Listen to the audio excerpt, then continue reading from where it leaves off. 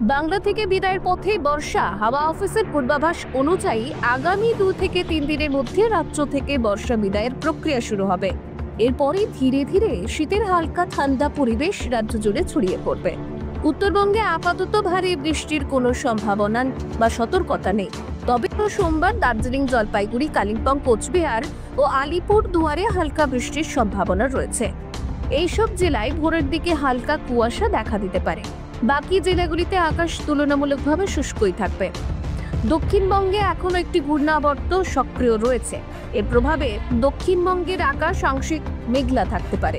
দক্ষিণবঙ্গের কিছু অঞ্চলে, বিশেষ করে উত্তর ও দক্ষিণ 24 পরগনা, পূর্ব ও পশ্চিম মেদিনীপুর এবং ঝাড়গ্রামে বিক্ষিপ্তভাবে হালকা বৃষ্টির সম্ভাবনা রয়েছে।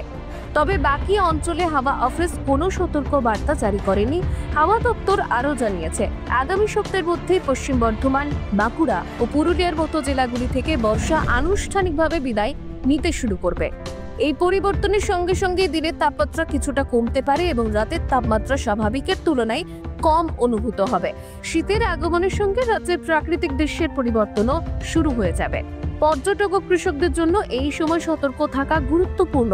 বিশেষ করে নদী ও পাহাড়ি এলাকায় হালকা বৃষ্টি বা কুয়াশার কারণে সড়কে ধীর গতি ও সতর্কতার পরামর্শ দেওয়া হয়েছে।